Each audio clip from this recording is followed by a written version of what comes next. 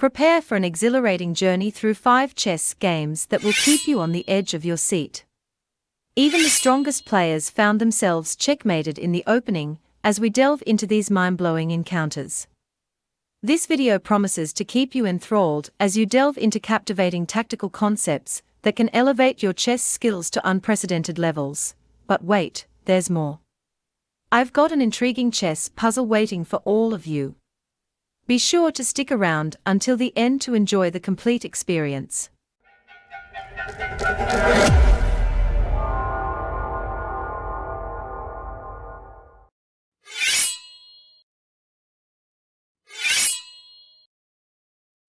Let's start with the first trap. The game begins with white playing e4, and black responds with e5.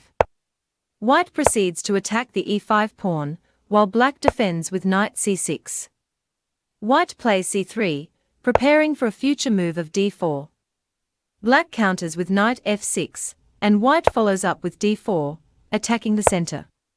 Although black could capture the d4 pawn, doing so might result in white playing e5 and driving the black knight away. To avoid this, black decides to capture the undefended e4 pawn instead. Hence, black plays knight e4. White responds with d5, further targeting the c6 knight. The knight retreats to e7, and white captures the e5 pawn with their knight. In response, black plays knight g6, aiming to clear the path obstructed by the knight, allowing the queens and bishops to move freely. White continues with bishop d3, attacking the e4 knight. At this point, it appears that white is willing to exchange knights. If black were to capture the knight, white would recapture, resulting in equal material. However, black has a different idea. Since the knight will be captured regardless, black plays an in-between move, knight f2, forking white's pieces.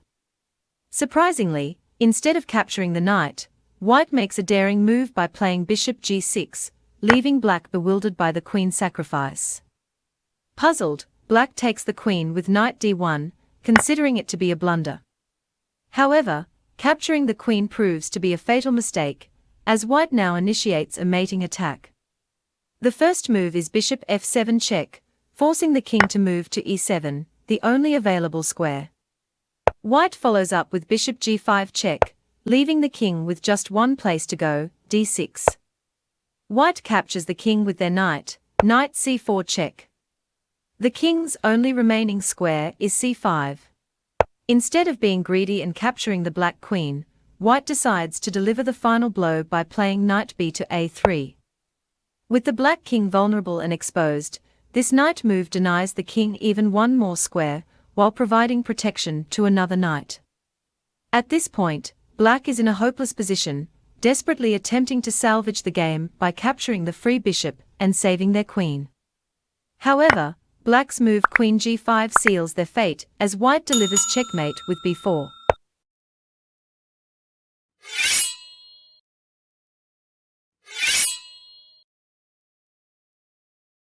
Let's examine the second game. White starts with e4, and black responds with e5. Knight f3 and knight c6 are played, following standard moves. White chooses knight c3, initiating the three knights opening. Black plays g6, preparing to fianchetto the dark-squared bishop on that diagonal. White proceeds to open up the center by playing d4. Black captures the pawn, and white's knight moves to d5. Black develops their bishop, and white attacks the queen by placing the dark-squared bishop on g5. Both of white's pieces control the crucial f6 square. Black decides to block the attack with knight g2 e7, but this move turns out to be disastrous. A better move would have been blocking the attack with the other knight, which would have maintained control over the f6 square. White takes advantage of the weakened square and initiates an attack with a sacrifice. First, white plays knight d4, where the only protector of the knight is the queen, while the knight itself is attacked by two of black's pieces. Black happily captures the knight with their bishop, and white boldly makes another sacrifice by playing queen d4. Black accepts the sacrifice, unaware that they are walking into a devastating defeat.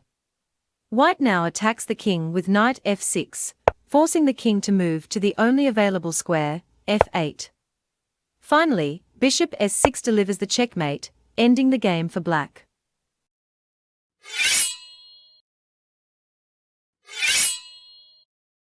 Now let's quickly examine the third game. Once again, white starts with e4, and black responds with e5.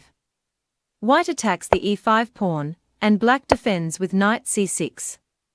White plays bishop c4, initiating the Italian game. Black moves their knight to f6, targeting the e4 pawn.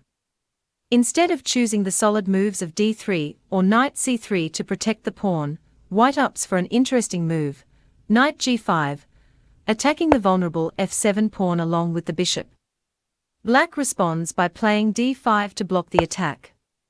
White captures the pawn with their own pawn, simultaneously targeting the knight. The knight retreats to d4. In order to re-establish the attack on the f7 pawn, white plays d6. However, black disregards the defense of the pawn and focuses on other moves. Black places their queen on d6, allowing white to fork black's pieces. White takes advantage of the opportunity and plays knight f7, causing havoc. Black moves their queen to c6, creating a fork on white's g2 pawn and bishop. While castling kingside would have been a wise move for white, they succumb to greed and capture the rook on h8 with their knight. Black captures the g2 pawn with an attack on the rook. The rook retreats to f1, and black's queen checks the white king from e4. Remarkably, the square is covered by both black's queen and knight, making it unfeasible for white's queen to block the check without losing material.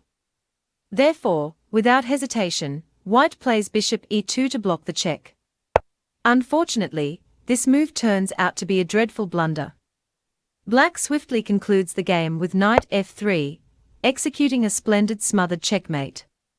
If you enjoyed this video, please like and subscribe to my channel.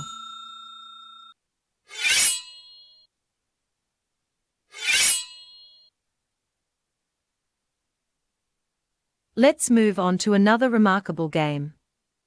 The game starts with e4, and black responds with c5, choosing the Sicilian defense.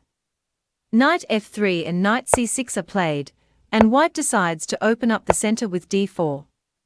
Black captures on d4, and white recaptures. Black plays knight f6, attacking the pawn on d4.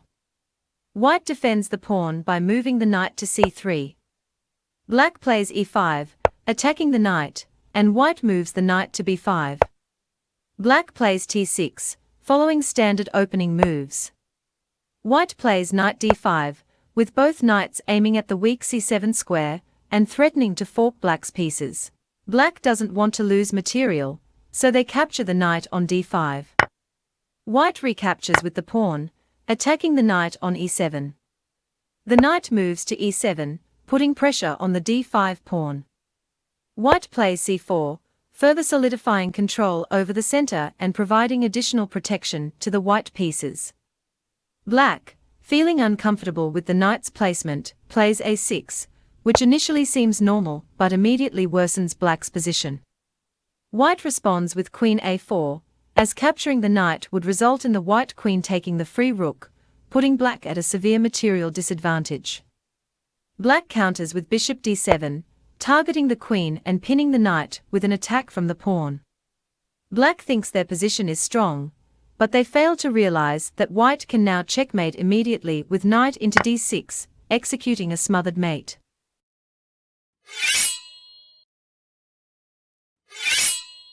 Here's the final game for today. White begins with e4, and black responds with e6, choosing the French defense. White plays t4, asserting control over the center, and black attacks the center with d5. White plays knight c3, providing defense to the pawn. Black captures the e4 pawn, and white recaptures with their knight.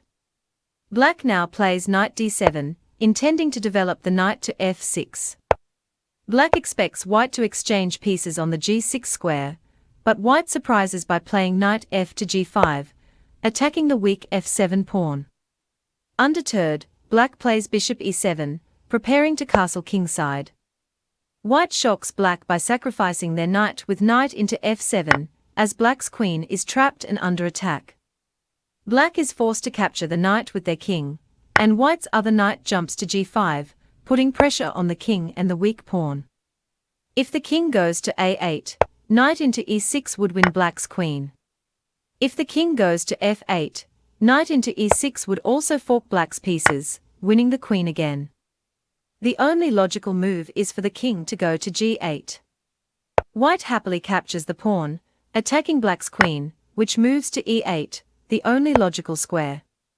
Here, white becomes extremely greedy and plays knight into c7, aiming to fork black's pieces. However, this move turns out to be a horrible blunder. Black delivers a checkmate in the next move. Can you find it? Yes, you're right. Bishop b4 is checkmate. There's a double attack on the white king from both of black's pieces, and white cannot defend against this check. Bishop b4 leads to checkmate. Now, it's time for a puzzle.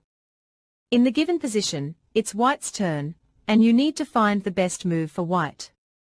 Share your answers in the comments, and let's see how many of you can solve it correctly. Also, don't forget to like and subscribe to stay updated with future videos. Take a moment to check out the other videos appearing on your screen right now. Thank you for watching, and I look forward to seeing you in the next one. Take care and peace.